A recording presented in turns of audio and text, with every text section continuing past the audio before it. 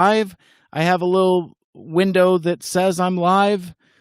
I'm not going to bother checking the other screen, so I am just going to have the faith that my microphone is working this week and that I am streaming on YouTube and Facebook and Twitter through Periscope.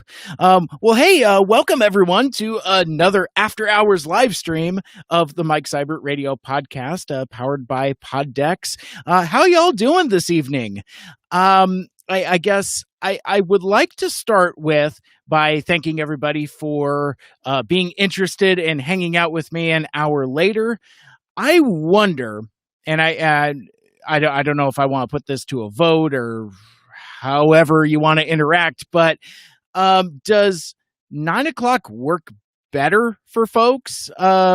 Because it seems like folks are a little more active at 9 than they are at 8. So it could just be a weird coincidence. And Char, thank you for the thumbs up on that. Things are good, both on the audio and video side. So yeah, I guess let's start with that. I hope everybody is safe and well. We've had some rain here in the Seattle area in the Pacific Northwest. The smoke from the fire seems to have dissipated, and the air quality checks are kind of back in the green, and things look to be good there. So I first want to start with talking about the time change. It's 9 o'clock Pacific instead of the usual 8 o'clock. And like I said, let me know if this happens to work better for you, and maybe I'll consider doing that in the future. Maybe give myself an extra hour worth of prep, because honestly, I just landed on 8 o'clock because it was enough time after I finished working to kind of give me a little bit of prep, but to where I'm not pacing the floor waiting for the time to come. But maybe like an extra hour of prep might be beneficial. So we'll play with that as we go. I do have a handful of things I want to go over. I am hoping that it's going to be a shorter episode, and anybody that's ever hung out with me here on the live stream is already rolling your eyes. You're like, short episode? No, really, I am going to try to challenge myself to get out of here by 10 o'clock. So we'll see if that goes. I do have some stuff I want to talk about, though, starting with the reason why I'm starting at 9 instead of 8. I think I've said that 4 times now. I think I don't quite have my bearings back. But I just finished up recording as a guest on a podcast called Have Not Seen This. It's hosted by a dude named Rafe Telsch, and basically it's a movie podcast where the guest picks the movie. It could be a cult classic, or a seldomly seen movie, or it could just be a movie that somebody's passionate about. I connected with him on the one of these podcaster groups out on Facebook, and he was just soliciting guests. He's like, "Hey, I like to talk to folks about movies. If you have a movie that you would like to talk about, hit me up." And I'm like, "Hey, buddy, I would like to preach the gospel of a little animated classic that you might have heard of from 1986, The Transformers, the movie." And he was immediately intrigued, wrote me back and said, I'm really excited to talk about it. One, because I've never seen the movie before, and I wasn't a Transformers kid growing up. So I feel like there's a lot of topic there. And there was. It was a great conversation. We talked for just over an hour. The episode will be out early October, he's thinking. He's got a bunch of episodes ahead and is in various stages of production, which if you are able to, as a podcaster or content creator, I would heartily recommend. That seems to be a workflow that my buddies from the APDC have gotten into really well. They'll record maybe once or twice a month, and with their show coming out every 2 weeks, they're usually a couple weeks ahead, and that's a really good place to be. Um, I, on the other hand, as soon as I am done here with you, I am going to save the audio, turn it around, edit it, upload it, and schedule it for release on Wednesday. Huge peek behind the curtain here, but we've talked about this being a after hours discussion podcast, whatever you want to call this. Yeah, I basically I clock off of work. I set up my laptop. I set up all my own equipment. I'm not using any of the fancy radio stuff that I have access to for this. This is just kind of like my weird creative outlet type of thing. 9 p.m. Central is perfect, but it's 9 p.m. Pacific. I think my friend Aaron is confused. He may be under the influence of brown liquors. I don't really know. But anyway, yeah, so I get off work, I set everything up, and then I edit things down and turn them around for the podcast if I don't have an existing episode already. Like, for example, I had Charlie Harger on my show recently, who just started his podcasting class today. Today is the first day of the quarter. Go Gators! But that was an episode I already had in the can. So the after hours live stream here on Monday night was kind of like an extra. Last week, it was the opposite. I didn't have an interview already set up in the can. So basically, the after hour live stream became the episode. This week, it's going to be a little bit of both, because I am going to port over some of this narration that I'm doing here with you now, but they'll also include a quick interview that I did with Rafe Telsch, host of the Have Not Seen This podcast. After we talked for over an hour about Transformers the movie, he stuck around for a little while longer, kind of asked him the job interview questions. He talks about his podcast, a little bit of his history, and gives a searing hot take on Transformers the movie as somebody that after 34 years had not seen the movie before. So it was a really fun conversation, and I'm really hoping that that's something we can do more of in the future, because he's a lot of fun to talk to. So let's get to a couple of the things I wanted to get to before I run out of time. First and foremost, I want to thank everybody for all of the birthday wishes last week. One of the things that I have found that's really awesome about being a citizen on social media is, like, there'll be notifications like, hey, today is Mike Seibert's birthday. So I am sure that's where a lot of them came from, but I know a lot of folks reached out to me via text message or on other messaging platforms, and it was very much appreciated. I had a great birthday. We had a great dinner at an Italian restaurant in Issaquah that is so Italian that I can't pronounce. There's a lot of consonants in there. But anyway, it was an incredible dinner, great time, great company. And I wanted to share with you guys something that I chose to. This sounds so weird and self-indulgent, but I kind of inadvertently saved this for my birthday. Now, I've talked about a lot of the toys that I bought recently, like I shared with you Carbonized Boba Fett last week. And this week, I got another box, this one from Hasbro Pulse. And that is a very large box. So I thought what we would do is do a little bit of unboxing, and I'll tell you a story as we go before we get into our meatier topic, talking about the Transformers the movie 1986 studio series figures.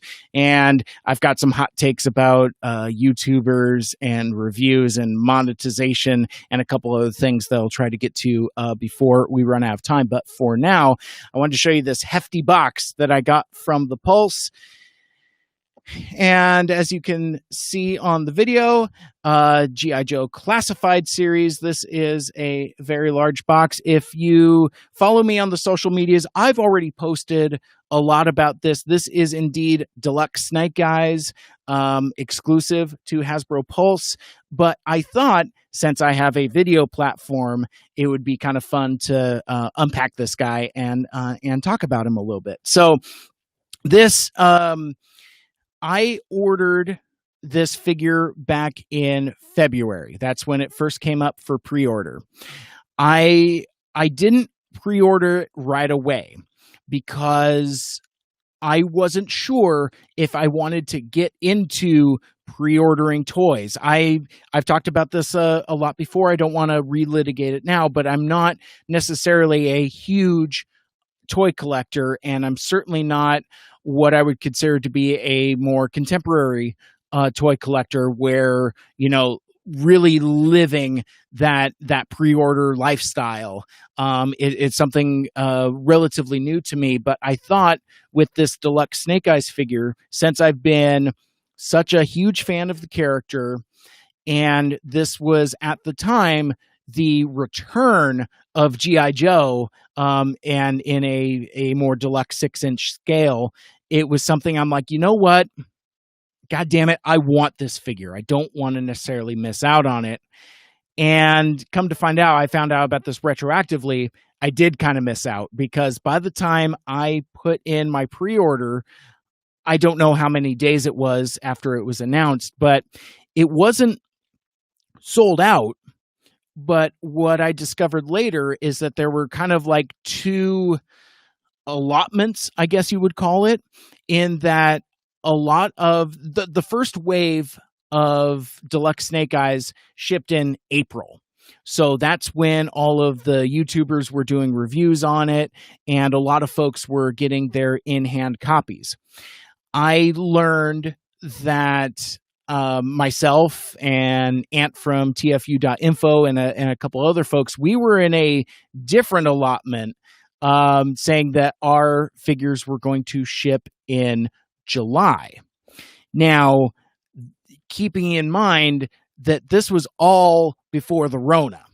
So the COVID hits and it's production delays. I've talked about this on social media, but basically what happened was it got delayed and then got delayed again and got delayed again.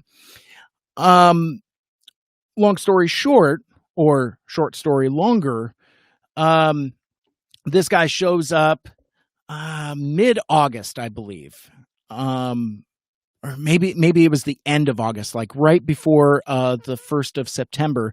So anyway, it shows up. I know what it is. It's, you know, it's from Hasbro Pulse. I've only ordered a couple things. I'm not like Brian Kilby, where I've got like a doorstop full of Pulse boxes and not sure which ones are which. But I didn't open it right away. And for reasons I've talked about in previous episodes with regards to how to manage my collection more effectively, more efficiently.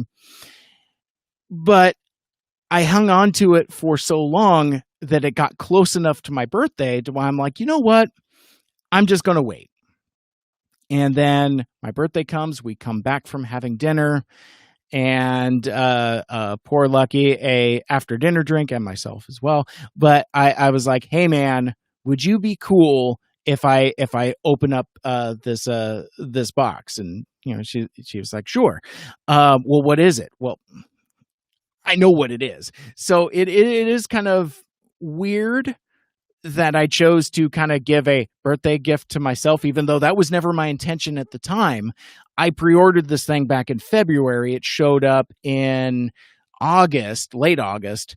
But yeah, I just thought that day was right and appropriate. So that's that's what I ended up doing. So without any further ado, let's take a look at this guy, and I'll kind of talk about some of the features and whatever. So he's got a slipcase cover here that's just cardboard and just comes right off. We'll set that off to the side. So it has a you can, oh, there we go. So if you catch it in the light, you can kind of see the embossing and details on the box. And as you can see me awkwardly trying to navigate around the camera, it is a sizable box, and it's got some good heft to it. And again, these embossed details on the box and on the design are just beyond incredible. I had seen some reviews on YouTube where basically they were talking about the figure that we're going to take a look at in just a sec, but not as much the packaging. In fact, I don't think I had seen anybody unbox one of these things before. So this was a whole new experience for me. It was something super cool, and it was a surprise. I knew it was going to be in a deluxe box, but I didn't dream of anything like this. So it's a little tricky to get open. There's some tabs here on the top and the bottom, but not the sides. So I brought this to work today to share with one of my buddies, and he was all like, trying to grab it from the sides, thinking that it was magnetic or something like that, like a lot of box sets are. When I opened this on my birthday in front of Lucky, I ended up just turning it upside down and letting gravity kind of help me out there. But so I'm just going to kind of hang on to it by the tabs on the side here, and I'm just going to try to see if I can wedge this guy open. I have no aspirations on doing toy reviews like on like videos and YouTubes and things like that, because I much prefer editing audio than to video, because like I know Bobby Skullface would just chop all this stuff out and make it quick and snappy, but I don't know if I want to do any of that. But anyway, so you get the box off, the lid off. Again, that's just gorgeous, especially in the lights we have here. So the first thing you see when you get the top of the box off is a poster, basically in the same image as you saw in the box, not just the box lid, but also the slipcase as well. This poster is super cool in that, like, it's got a sketch vibe to it, and also the paper is kind of like a heavy parchment. It feels like what a Ninja Scroll would look like. It has that feel to it, especially with the iconography, the letters, the swords, and of course the Arashikage symbols throughout for the Snake Eyes Ninja Clan.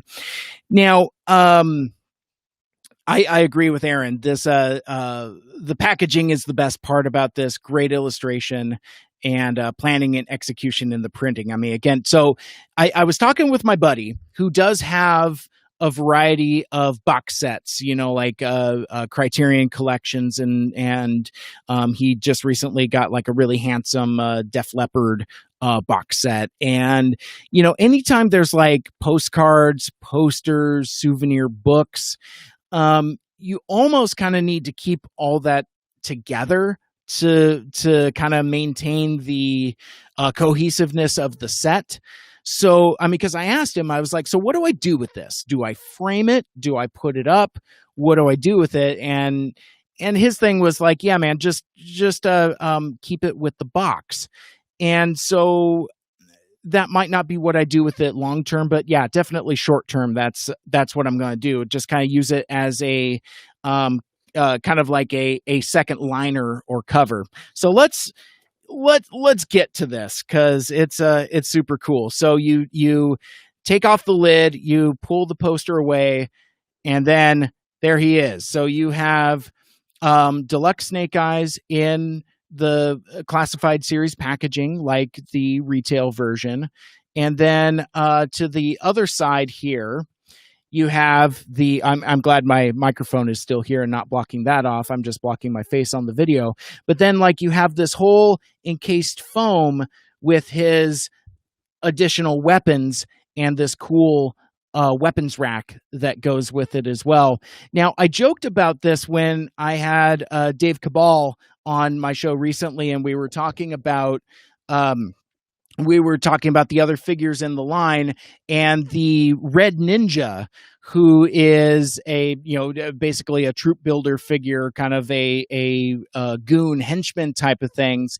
The weapons that Red Ninja has are these. So it's the little axes, it's the size, it's the bow staff. I don't know if he has all of these, but he certainly has some of these, to the point where Deluxe Snake Eyes here should report a theft, because Red Ninja has no weapons that are unique to him. It's all Deluxe Snake Eyes.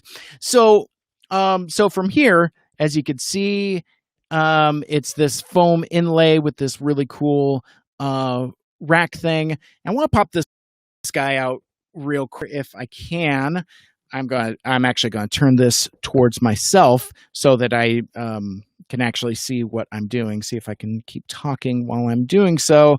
So you pull this weapons rack thing out of the foam, and so when you pull it out of the foam, that's kind of how it sits there. It's a very snug fit, which is pretty cool too, because basically it's an ornate stand. My buddy joked that it's a wall, kind of a joke about the Star Wars Tantive 4 hallway set. $50 for a chunk of hallway. And I know on Retro Blasting on his channel, he's talked about the bridge to nowhere, in reference to the carbon freeze chamber, where basically Hasbro is selling stairs and walls and calling them play sets. So this isn't a play set. It's an accessory. But anyway, so it's a rack, and then you turn it around, and it's in the shape of the Arashikage symbol of the Ninja Clan for Snake Eyes and Storm Shadow. And here are little hooks for you to hang on the various deluxe weapons that you get with Deluxe Snake Eyes. So all of these are exclusive to this set. So now let me see if I can get this guy out of here.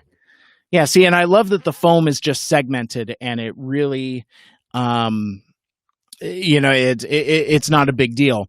So here he is. Here's the main man. So there's a couple things to note. It's harder to see in this lighting, but this version of Snake Eyes has way more paint applications than the regular retail figure, specifically like in the straps and grenades, and he's got a silver visor. He has slightly gray pants.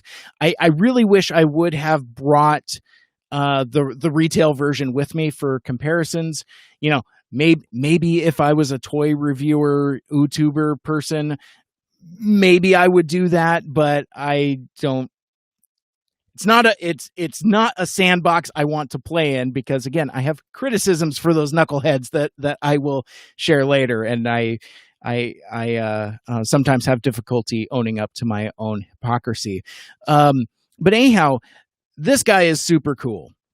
He has, in addition to all like the unique weapons that I showed you earlier, he also has a pistol with a suppressor silencer on it, and an actual Uzi, which we talked about this with Dave Cabal a couple months ago. The current G.I. Joe Classified series is really kind of trying to represent G.I. Joe as kind of more Marvel superheroes than like actual gritty army folks, which again, I have no problem with that. But I think for this deluxe version, for him to have his signature Uzi instead of a weird space gun is totally rad. And I think this is the appropriate a place for that. But I also wanted to talk about this packaging because again, I'm a sucker for packaging. I like the silver inlays, and as you do the turnaround here, this is very similar to the retail version, but it's all in this deluxe silver scale, and it doesn't have like all of the wacky UPC barcodes and all of the other accompaniments that would go with a regular retail version of the figure. It's kind of similar to like buying a comic book from a comic book shop instead of like a regular store where, it doesn't have all that retail stuff. Actually, that example falls apart very, very quickly because comic books have UPC barcodes on them. So forget all that. Now, before I put this guy away and move on, one thing that you've noticed is that I have not pulled him out of the box to mess around with him. Currently, he's still sealed. There is one strip of tape at the top and one strip of tape at the bottom.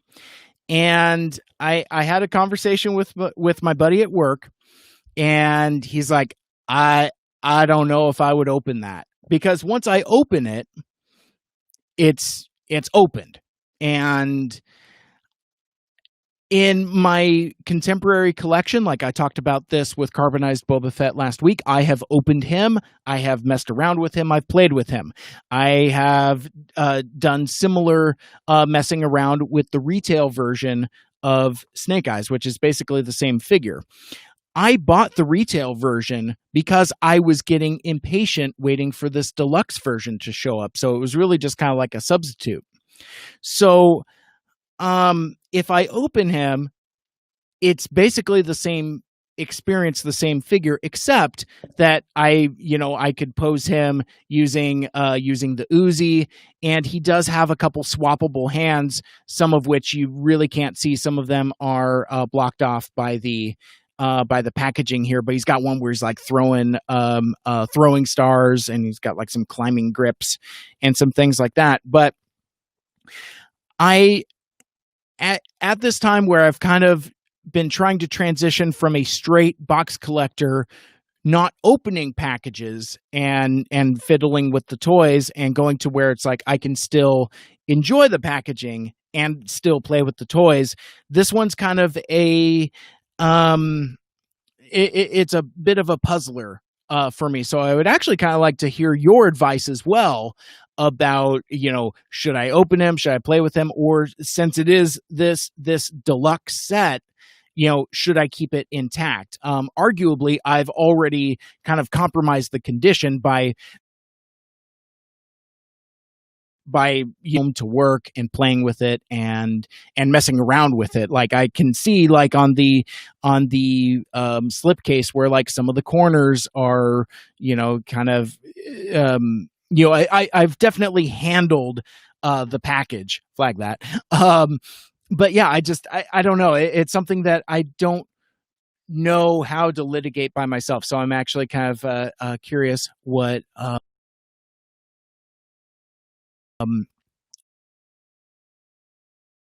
how does that kind of play in? So let's see. So from there, let's kind of I want to move on because I don't want to necessarily run out of time, as I mentioned earlier.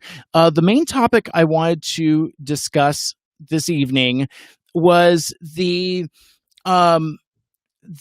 leaks and reveals. No, it's not even official reveals. It's straight up leaks for the Transformers Studio Series 86 line of toys, of action figures.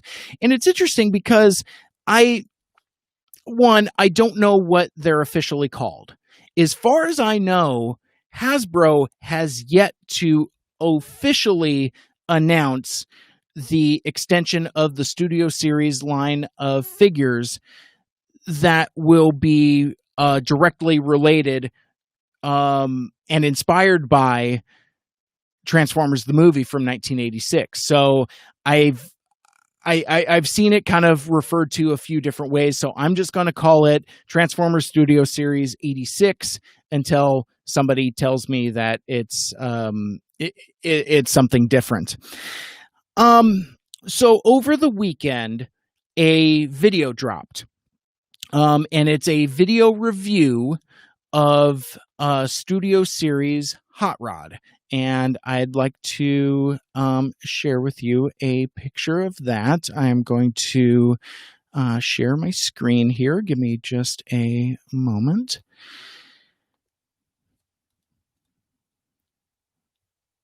Did that work?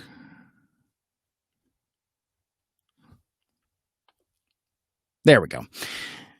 Still getting used to Restream a little bit. There's a couple extra buttons that I need to press. But basically, this is a cover image for a YouTube video from a I don't remember the name of the YouTuber off the top of my head. Tuntun, I think, is his handle. But anyhow, so it's Studio Series Hot Rod. It's a 18-minute video, and it's a toy review in the style that you would expect from any other prolific toy reviewer out on YouTube.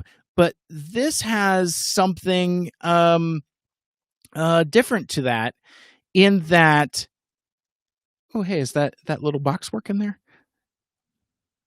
Sorry, don't mind me. Like I said, I'm still experimenting and still trying to figure out what is what and how things actually look. Apologies. So it's a video like you would expect from any other popular toy reviewer. Pick one. You know, I know my dude Aaron really likes Bobby Skullface. Just a name drop, but this is a full review, not just a preview or whatever, of a figure that not only hasn't been released yet, but hasn't even been officially announced by Hasbro. So that's very suspect, very sketchy. Now, for full disclosure, I don't watch a whole lot of YouTube reviewers. Again, folks have their favorites, but since I'm not primarily a toy collector myself, I feel like I got no skin in this game. You know, there's no fight for a dog to have it. That's dumb. I have no dog in the fight. No fight in the dog. Either way, I'm usually aggressively indifferent about YouTube reviewers. And I found, though, that folks get very partisan about who they like. And in a way that, like, I mean, I think you see for, like, I don't know, TV shows? No, news outlets, I suppose. Some people like NBC, some people like ABC, some people like CBS, some people like Fox. So I think it might be one of those kinds of things. It's like, you know, I'm you know, Thu or die, you know, or just, you know, however folks are partisan about the folks that they are fans of.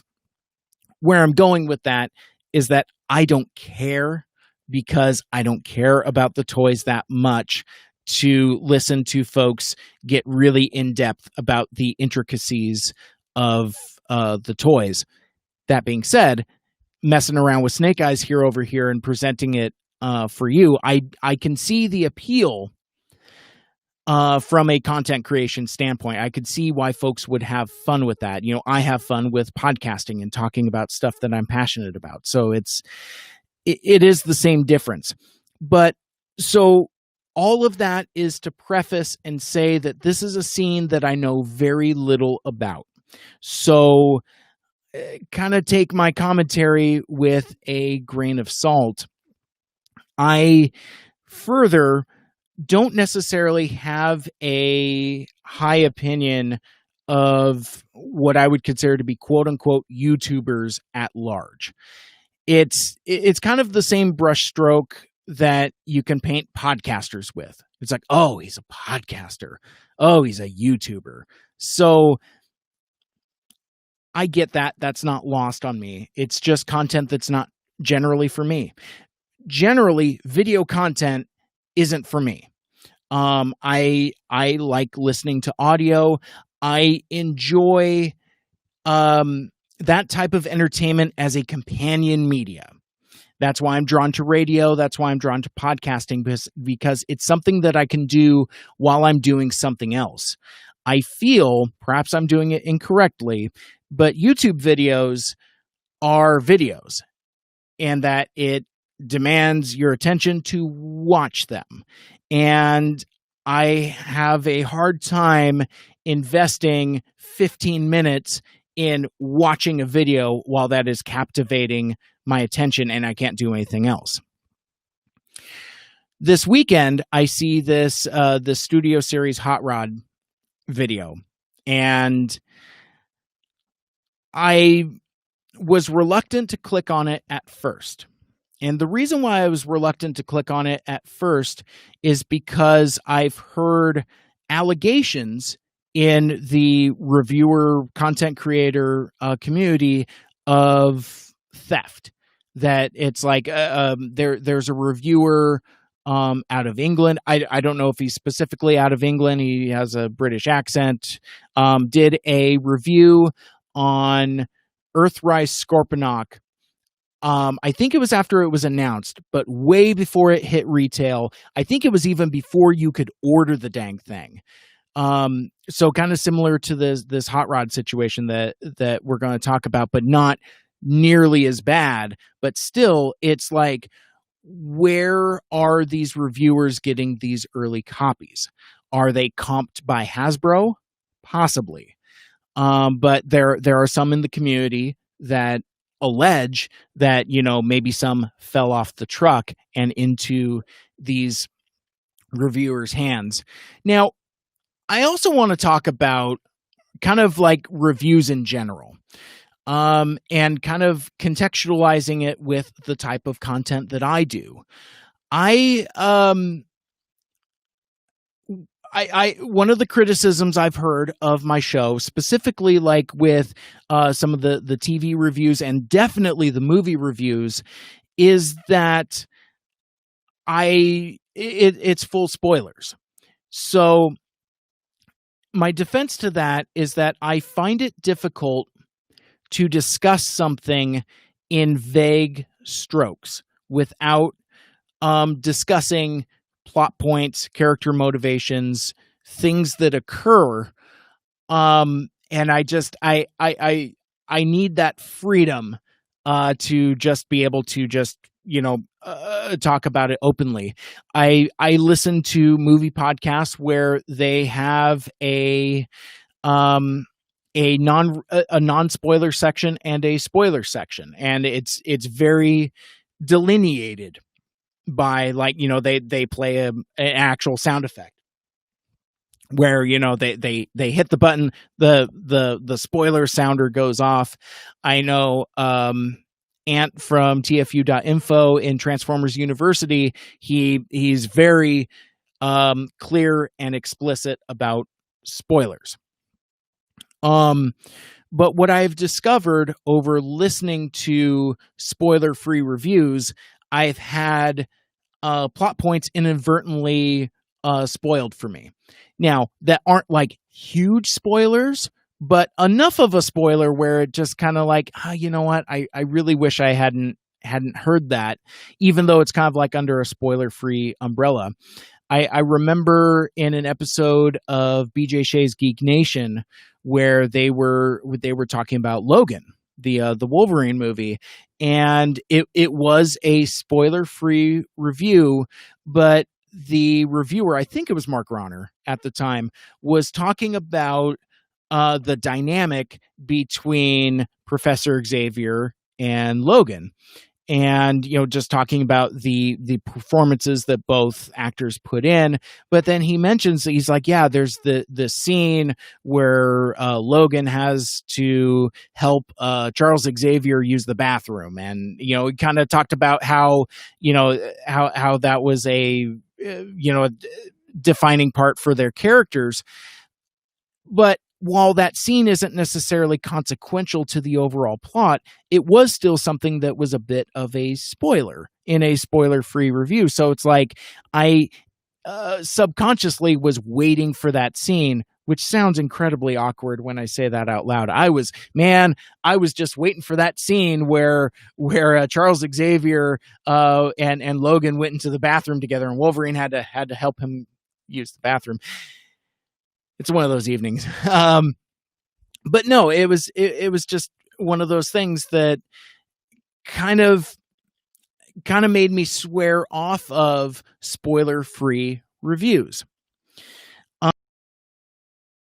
And this is as a slight, but I mentioned and Anthony Brucali, TFU.info, Transformers University, he got an advance copy of the Netflix War for Cybertron Siege series.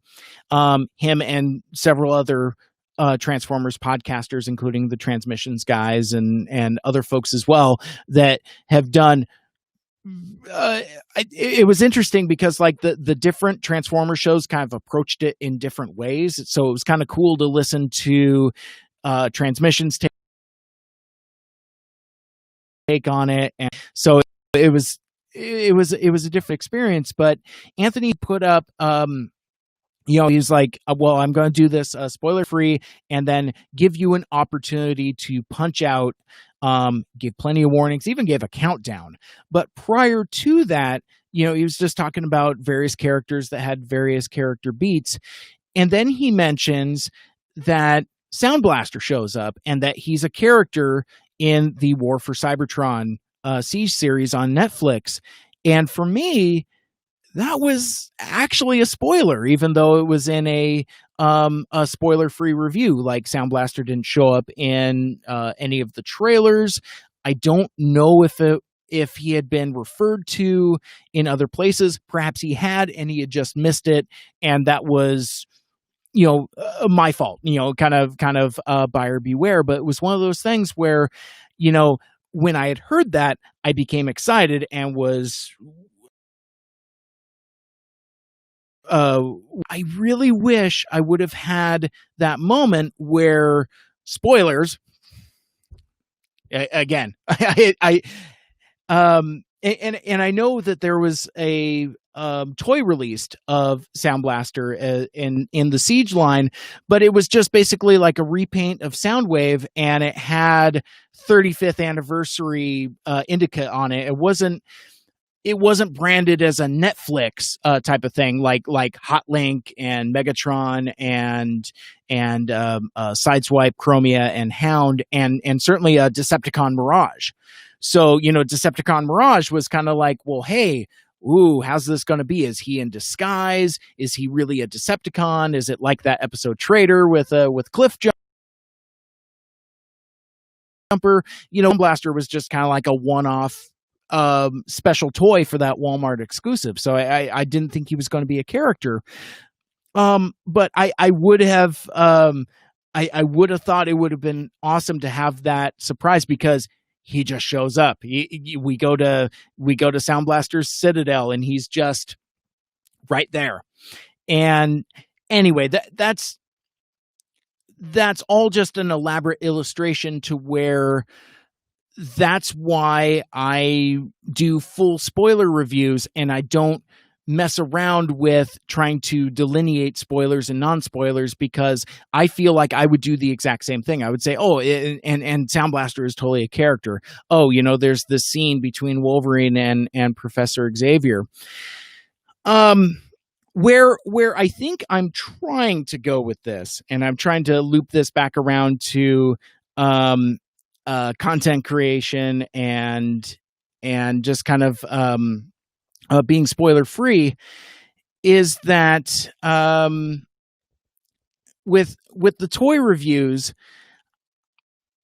you could argue that that's kind of a spoiler. I have now had Studio Series Hot Rod spoiled for me, in that it's, I've seen how he transforms, and I'm now incredibly excited to get that figure that hasn't even been announced yet. I can't stress that enough. So where it creates this weird moral dilemma is, where did this guy get this figure? It's presumably not straight from Hasbro, because Hasbro would have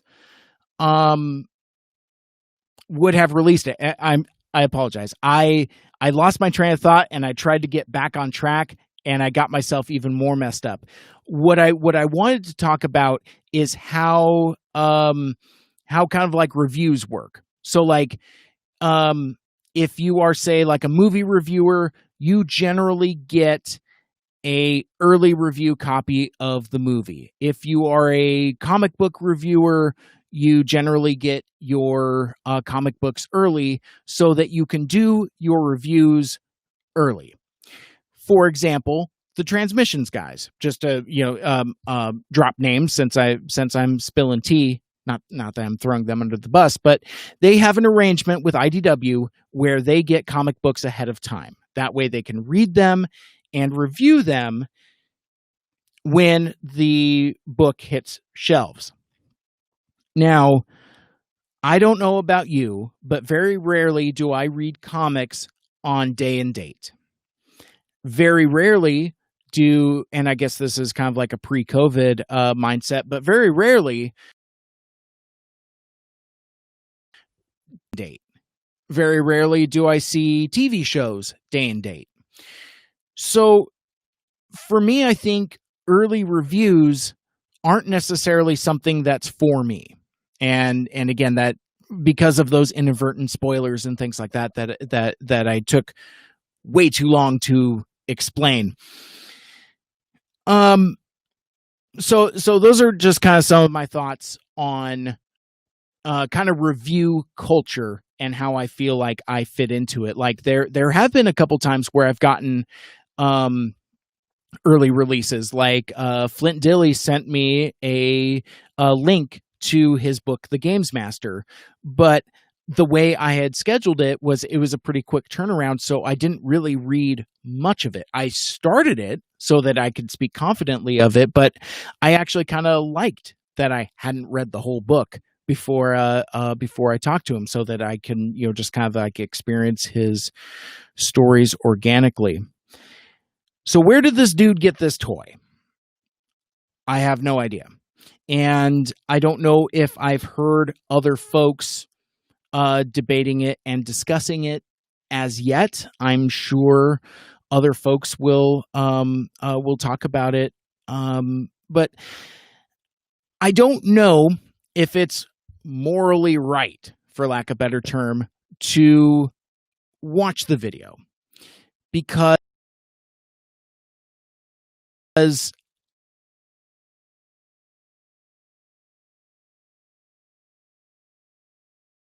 of an arms race. And what I mean by that is everybody is fighting for clicks, right? And, I would imagine that the earlier you get your stuff out, because everybody wants to be first. The one that's first gets them clicks. So I think that's what happened with the dude that reviewed Scorponok, that may or may not be an allegedly stolen copy. And now with this guy, this person, I don't want to besmirch, but if I'm watching that video, am I contributing to the culture that's driving this? Meaning that if I don't click on it, they don't get the clicks, and the incentive is lost to make these compromised choices. But that's not what happened. I watched the video. I couldn't not watch the video. I clicked on it and had it running in the background while I was working. No, that's not true at all. I watched it on my lunch break. Because see my note earlier about I watched it a second time in the background. But yeah, I sat and watched it, and I don't know what that says about the moralistic attitude. Should I have taken the high ground and not watched it and not shared it? I don't know. Because there also comes a point where the thing, once it's released, it's already released. The damage is already done. Suppose the correct move is to not watch it. But I'm going.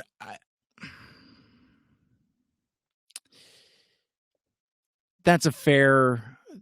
That I've heard that allegation as well. Shar just jumped in the chat and said it's not right to watch it, but it could be a marketing ploy by Hasbro as well. And I've heard that allegation and that conspiracy theory as well, in that like these early copies are leaked to prominent reviewers. You know, maybe there's like this weird unspoken rule arrangement where, you know, because really at the end of the day, it's still promoting the product. And the thing that my biggest takeaway from watching this video is that now more than ever, you know, we saw blurry, low resolution leaks earlier in the week, maybe a couple weeks ago, when we saw the leaks for Cup. I'm going to buy this figure. This is the Hot Rod figure that I always wanted, but never thought I was going to get. So with that, I kind of want to move on and show you kind of like some of the pictures and why I'm so excited about this toy. I am going to share my screen again. Bear with me. I think I'm getting faster and more savvy on this, but we'll see. So I'm going to bring up. Nope. There we go. I want to bring up I mentioned tfu.info quite a bit, and I don't know who's circulated all of these screen grabs, because basically folks have gone through the video and taken screen grabs. So I don't know if these are Ants specifically, if he took these screenshots, or if they're like from Sabertron or from some other grubby Transformers news outlet that's trying to get first. But anyway, so yeah, so here he is. I mean, so he's the right shade of magenta. He's got the flip down visor. But the thing that I people on Twitter are probably sick of me talking about this, but he does in his transformation his arm swing around like he does one time in the movie. And I think that weird attention to detail, it's something I've been talking about this whole time. I'm like, you know, I hope he's cool, but the thing I want him to do more than anything is for his arms to swing around. And, you know, it does that. So I think that's really neat. I want to show some other pictures here. He's got hand accessories, like his handy saw blade and his repair torch, as well as the Matrix, a couple guns, and some size comparisons between Studio Series Hot Rod, Studio Series Movie Optimus Prime, and Earthrise Optimus Prime, as well as because like a lot of the questions is like, what class of figure is this? So So Wheeljack is a deluxe. Optimus Prime is a leader class. So, it looks to be, and Ant calls it here, more likely than not, Studio Series Hot Rod is going to be Voyager class. And the last thing I wanted to show here is, so there's some cool blast effects. He's got some really cool accessories, but in the video, they show comparisons between this 86 Studio Series and Masterpiece Hot Rod.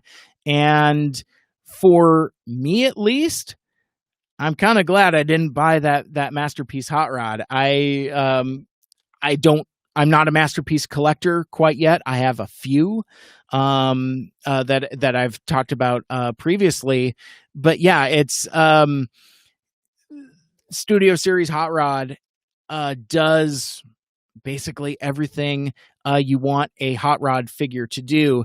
Now, I did have a conversation earlier with Nick on Facebook, because I had shared the video and said that I was going to be talking about it here on the live stream, and he had some comments for me. Let me see if I can find these here. Bear with me for just a moment.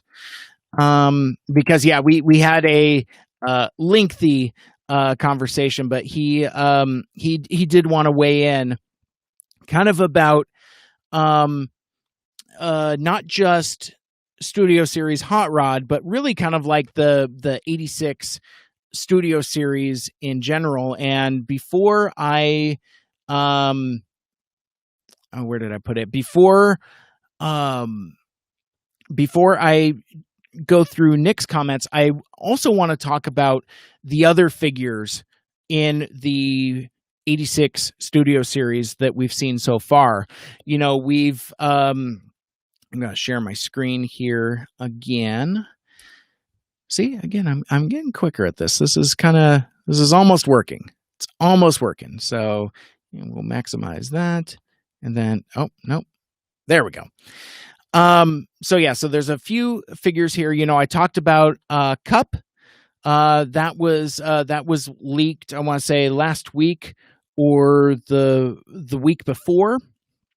And it had a equally low res version of Hot Rod, which I wish I had grabbed the picture, because it was horribly mistransformed, but still kind of I remember being really fixated on the backwards arms, knowing that it's wait a sec, those arms are on backwards, which means his arms spin around. Turns out it was both. It was backwards, but his arms also spin around. So anyway, here's Cup. He looks sufficiently awesome, like he stepped out of the screen, like I had mentioned previously. But before I get to Cyclonus, we've also seen leaks of Scourge. And Proto Man did a quick rundown on him, and my thoughts basically echo his, in that he looks like he stepped right off the screen, with all of the correct details, down to the pink clawed fingernails, which I think is awesome. He's got all of the right details, and that makes me incredibly excited for this Studio Series line. Between what we've seen so far in these leaks, Scourge, Hot Rod, and Cup, they all look exactly the way that we want them to. As what I said, I forget how I phrased this, but basically these were the figures I dreamed about, that I never thought that they would be able to do, because of the kind of bizarre fluoro dairy designs. It's very rounded, with the rounded shoulders, rounded arms, rounded thighs. The design is very not blocky, as you would think most of the Transformers were. It was just yeah, it was. I just never thought that these characters would be brought to life in this style, this way. Now, folks have said, hey, these characters have been done to death. There's 1 million Cup figures. There's 1.5 million Hot Rod figures. There's a bunch of Scourge figures. There's a bunch of Cyclonus figures. Which, I forgot to talk about Cyclonus before I closed my screen out. So Cyclonus was leaked as an Earthrise figure.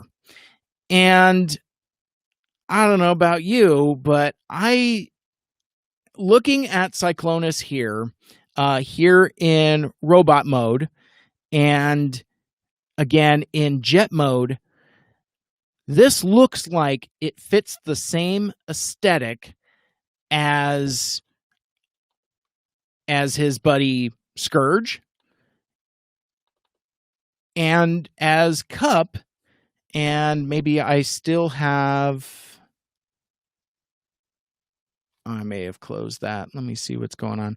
And the same as Hot Rod. It just with like the rounded edges and really having that fluoro-dairy design aesthetic. I don't know why I can't say fluoro-dairy. He's the guy that did the designs of the new movie characters for the 1986 line of Transformers. But anyway, these are figures I never thought I would see, and I am incredibly excited. I am going to buy each and every one of these. And I've had conversations with other folks on Twitter, including Dave Cabal. We've speculated about packaging, and really all I want is the magenta and orange things that say the Transformers the movie on it, and I will be more than happy. Folks have been saying that Hot Rod really looks like a mini masterpiece, and I think, for my perspective at least, I think it's better than the masterpiece. And it's Voyager class, so that means it's going to be what, $30? I mean, I'll take it. But I did kind of want to close out with why does it have an angry react on there? Anyway, let me see if I can find this this thread that I had with Nick. I apologize. One of the things I wanted to try to do here is be quicker on these kind of like trying to like read off the screen, but I have discovered that I don't know how to stick the landing yet. So I want to, getting back to Studio Series Hot Rod and the kind of 86 Studio Series line of figures in general. Let's see. So the first question Nick had asked, what's the difference between this, meaning Studio Series Hot Rod, and the recent release that transforms into Rodimus Prime? And, I did mess this up. Sorry, I am going to take a second here because I want to actually share the screen here. Feel free and talk amongst yourselves. You can check out all of my episodes in the show archive on SoundCloud.com. Mike Zybert Radio is powered by Poddex. Go to poddex.com and use that promo code MSRP10 to receive 10% off of your first order. I don't know. I'm being silly. Just kind of trying to buy time while I can get my screen shared. So Nick asked, what's the difference between this and the recent release of Rodimus Prime? He also mentions that KO Masterpiece Hot Rod is probably the same price as Voyager Studio Series Hot Rod, which is probably not untrue. But I want to share this screen with you here, and I kind of want to talk about. I forget if this is Titan's Return or Power of the Primes, or whichever one this is. But yeah, so this is the previous Hot Rod. And so he's a leader class figure, so he's at the $50 price point, and he's got like extra arms and all of this. Basically, more or less, he has a Rodimus Prime mech suit, not unlike Ultra Magnus, I guess. But this actual Hot Rod figure is kind of not bad. So it looks like it does some of the same things as the Studio Series does. Now, one of the things that I hear Aaron talking about this all the time with regards to his collection of third-party and masterpiece figures is kind of like the perspective of always upgrading. So it's like if Fans Toys comes out with a version of a figure that's better than the Make Toys version, that's better than the Mastermind Creations one, then it kind of creates that upgrade.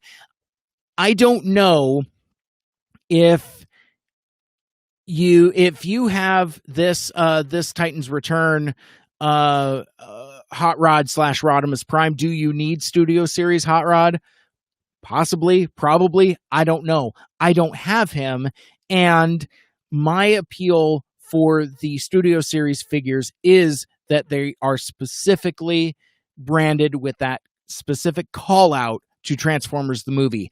That's the appeal for me. And I guess I need to make that abundantly clear, because again, there have been many, many versions of these characters, but they don't have that specific call out to Transformers the movie. And that's what appeals to me. This is a totally fine Hot Rod figure. I can't say anything bad about him because I don't have him. And really prior to today, I really hadn't seen it. So I couldn't really say for sure. So, but he did ask a couple other questions that I wanted to address here before we got out of here.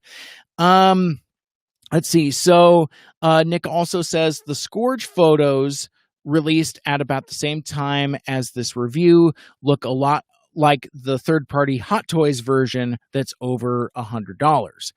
So, and again, he's probably a deluxe, maybe a Voyager, so that's going to be in that $20 to $30 price point for that level of detail on Scourge there, as well as Cyclonus and Cup. He also asks, so will we get every character in the movie or just the ones on the movie cover? So does that mean another RC, Springer, Ultra Magnus, a new Wheelie? Now, I have a hot take.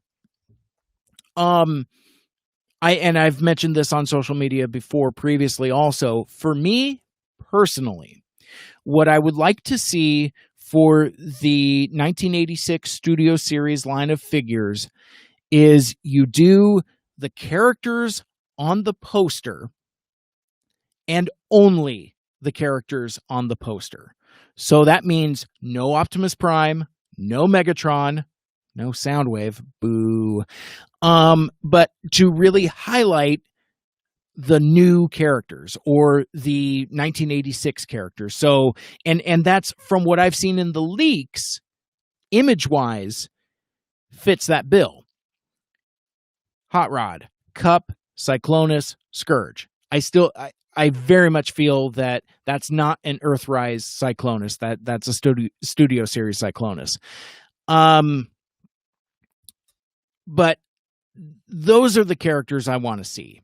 But I don't think it's actually going to go that way. I'm not going to bring up any images to share, but there have been leaks for listings. I believe Walmart, possibly Target, where they have that's where this whole thing started, with the rumor of the 86 movie being featured in the Studio Series. It started with one listing. It was like Studio Series Grimlock with Wheelie. I don't know if that's still an active listing, but that, as far as I can trace, was kind of like the spark that started this fire of hey, are we going to be doing the 86 movie for the 35th anniversary as part of studio series? And then it got really partisan after that, talking about whether there's, G1 fatigue, get your G1 out of my Bayverse, all of that, which has kind of been quiet recently, but that's kind of what started it. So from what I recall, there have been listings for leader class Grimlock. You also have Slag, one of the Dinobots, Bumblebee, and Jazz. Now, again, the Dinobots feature pretty prominently in the movie, so I'm not specifically mad about them being included in a Transformers the movie line. Likewise, Jazz and Bumblebee are in the movie, but then so are the other mainline G1 characters. It's, at that point, you may as well do Soundwave. You may as well do Starscream. You may as well do Megatron and Optimus Prime. But for me personally, I'd like to see it kept to just the 86 characters on the poster. In fact, I'm going to bring this up real quick here. Let's see. Transformers. I can't type when I'm trying to talk. Transformers. Oh, we can't.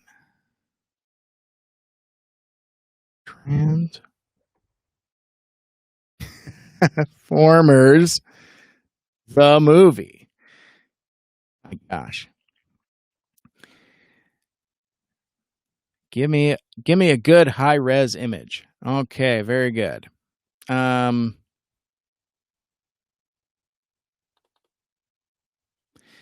is it not working? Okay. See, this is why I need to stop messing around with images while I am trying to live stream. Again, I get caught up in my own ambition for the wacky content that I try to do, and occasionally I stumble. But I want to share this really quickly before I get out of here. Let's see. So on the poster, you have Ultra Magnus, which I'm cool with the Studio Series Ultra Magnus. So, going from side to side, you have Wheelie. I would buy a Studio Series Wheelie. One, because he's a character that debuted in the movie, and whether we like it or not, he's part of that canon of characters. Springer, RC, Ultra Magnus, Cup, Blur, and curiously enough, and this is the part where my legislation kind of breaks down, that's clearly Rodimus Prime. That's not Hot Rod. So that's where my legislation goes out the window. But then you have Cyclonus, Scourge, and Galvatron. Now, that's a very small amount of characters. That's 2, 4, 6, 7, 8, 9, 10 characters. That's only 10 characters. Now, is that enough to do a full line of figures? No. But is that enough to sustain a subline of figures? Possibly. Because, I mean, there's still people saying that there are tens of Bayverse characters that they haven't done yet, or they could go back and do other versions from other movies. So, yeah, I mean, it is a weird, polarizing hot take that I only want to see characters from the poster. But again, if they're going to give me versions of, well, see, I guess the thing that I want to litigate here is, where does the bottom fall out? So, for example, like Dave Cabal is saying here in the chat, you don't need Prowl, Ironhide, Ratchet, and Brawn. But why not? They're in the movie. They're arguably in the movie as much as Jazz, Cliffjumper, and Bumblebee.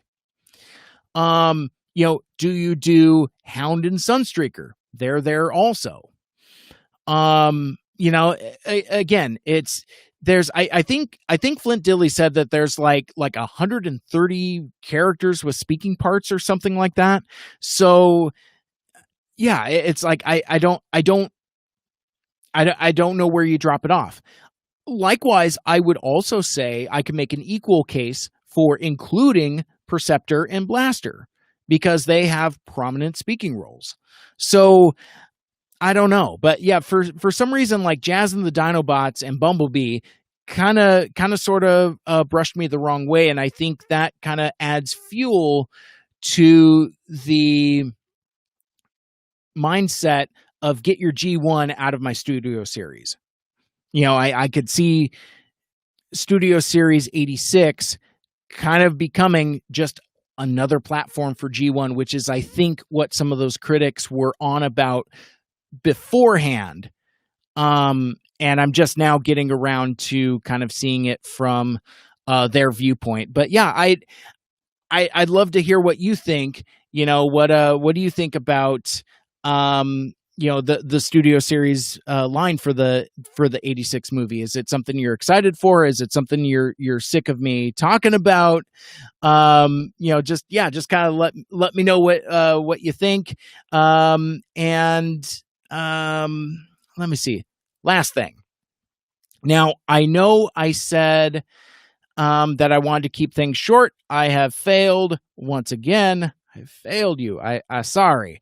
But the thing that the thread that I lost when I was so worked up about talking about spoiler-free reviews and things like that is I kind of forgot to touch on the monetization aspect of YouTube, and I think that's kind of what makes some of this stuff I was talking about earlier a little uglier.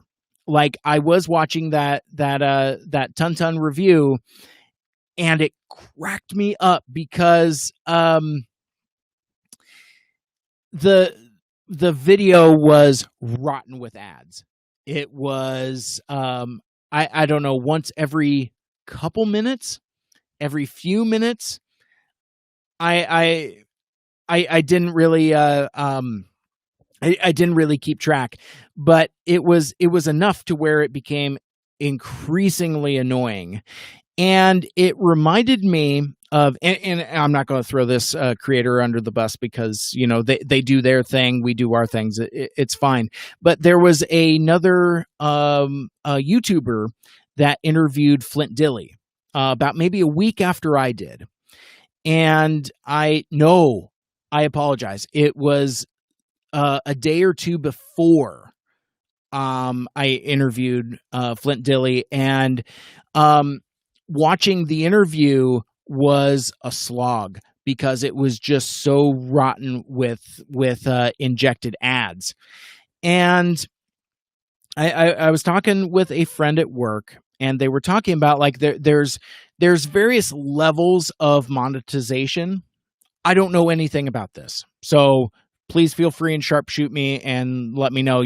Because I've noticed that some content creators' videos have more ads than others, and I've noticed that some are more organic than others. So whereas it feels like it's like at a good stopping point, whereas this video, the Ton review of Studio Series Hot Rod, as well as this interview with Flint Dilley, they were just random and arbitrary.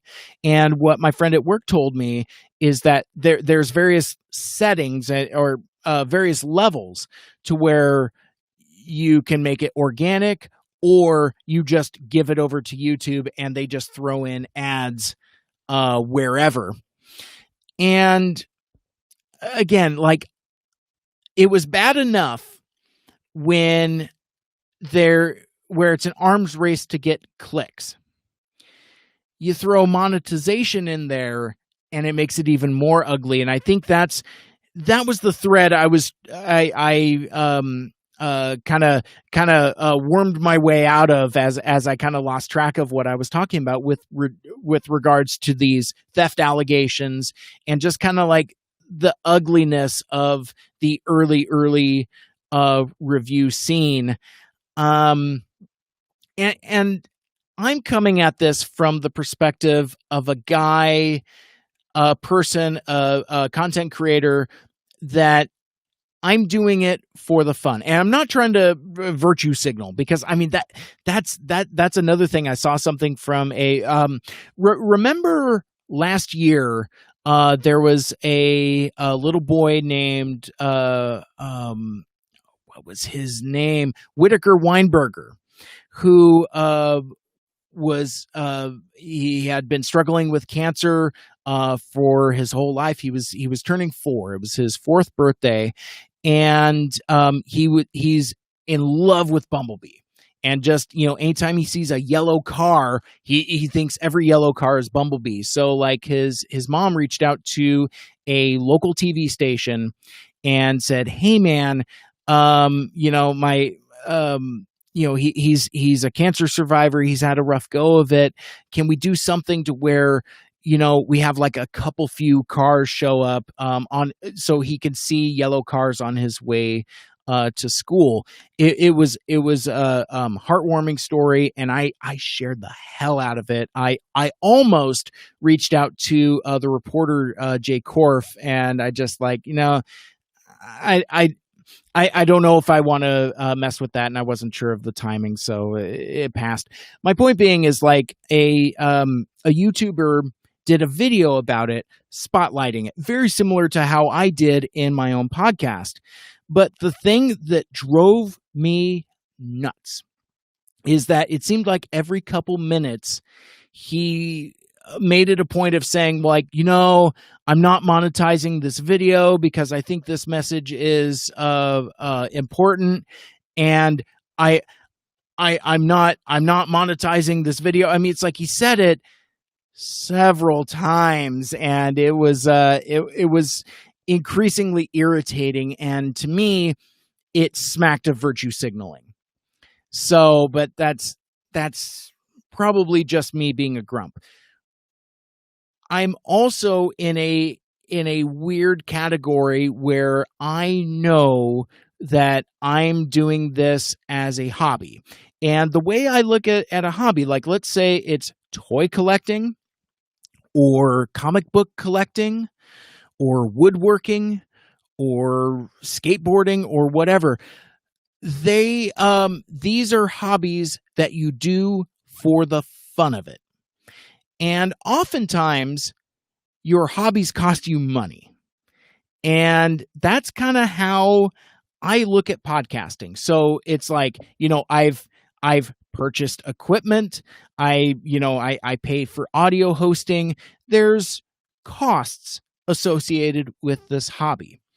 And again, I don't necessarily mean to throw YouTubers under the bus, and podcasters as well, because it seems like there's this perspective of, how do I make money doing this? How do I monetize my show? I'm constantly bombarded with ads on Facebook, monetize your show. I firmly believe in the Patreon model. I support several content creators. Most of them are friends of mine. So I look at it as, I'm not buying podcasts. I'm supporting my friends to pursue their hobbies. And I think that's an awesome thing. I have thought about many times, do I want to monetize Mike Seibert Radio? What does that even look like? What would I do with it? Why would I do that? That kind of thing. And I've had point blank conversations with Lucky. She's just like, well, what would you be looking to get out of it? Money?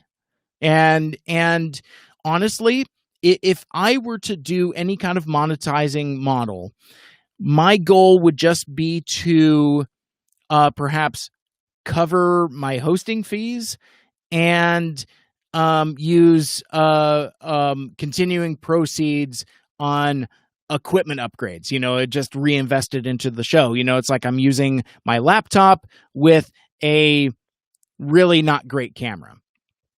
I don't care. I'm not going to go out and buy a new 4K camera. Again, I don't aspire to be a YouTuber. I am just doing this for fun. But there have been times where I've seen other folks, my friends, be successful with the Patreon model, and uh,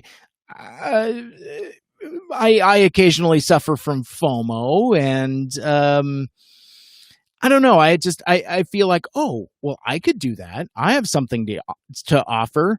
But then I realize the only thing that I would offer is more content, bonus shows or things like that. And then it becomes that legislation of doing it out of obligation. And does that change the organicness of it? It's like, okay, well, I'm cranking out a bonus episode because I need to.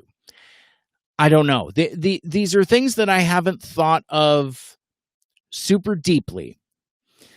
And then, again, getting back to the Patreon model, it's like, what would happen then? So, like, the friends that I currently support on Patreon, do I expect them to return the favor? Certainly not. But, one could perhaps interpret that. And then at one point, let's break this down even further. So let's say I support my friends through Patreon. They in turn support me on Patreon. So really, no money is changing no hands. And really, the people that are winning out of it is Patreon. So it's weird stuff to figure out, but I need to think on this further, because, like, again, on one hand, it sounds appealing. It's like, oh, well, I know I have fans. I know I have folks that, in fact, I've had folks point blank come to me and saying, like, well, you should monetize. And I've always kind of bristled at that. So stay tuned. Maybe that's something that I will come back to. You're more than welcome to hit me up on socials and in the comments, and kind of let me know what you think about monetization. I still haven't gotten entirely over the hump where it just feels kind of garish to me, kind of gaudy. Like in the examples of the YouTubers I talked about earlier, and how that kind of stokes the arms race to get those clicks. So, bringing it all the way back around to the Studio Series Hot Rod review, I gave him my click. I watched the ads, so that dude is, I keep referring to him as a him. Yeah, no, it just makes me think about the nature of monetization, and that's really just kind of what I wanted to talk about here, briefly. Yeah, I don't know. Whereas my friends at Autopod Decepticast have, really kind of like taken their Patreon and really use that as a outlet for their art that isn't podcasting. Like, as a patron of theirs, I got this incredible booty box set, which had posters and pins and like all of these cool artistic things that Aaron Ryan and Caleb do that aren't the podcast. So I think that's a really cool model. I can't do any of that. And hot take, I don't want to do any of that. But I also remember distinctly, I mean, this was, I don't know, maybe around the holidays. I remember I was talking to Dave Sanders. We were, I think it was during our fall TV wrap up or winter TV thing. It was one of our TV episodes, and he was giving me ideas about new things to do, because even as early as winter of last year, I was kind of like having a weird stagnation feeling. And he gave me a bunch of ideas. He's like, well, try doing some live streaming. And I'm like, I don't want to mess with that. That's not my skill set. I'm not a YouTuber. And here I am a few months later talking to you now on a live stream that I never thought I was going to do. I did it as a one-off thing for the 5th anniversary episode of the podcast. And now here I am on like my 6th Monday night talking to you now, and I love this. There's still some growing pains. I still haven't quite adjusted to trying to address the comments as we go, and kind of struggling a little bit with making the show more perhaps complicated than it needs to be. But I am definitely kind of getting there. So with that, I think that will wrap things up for this week's episode. Thank you so much for listening to the podcast and for watching this live stream.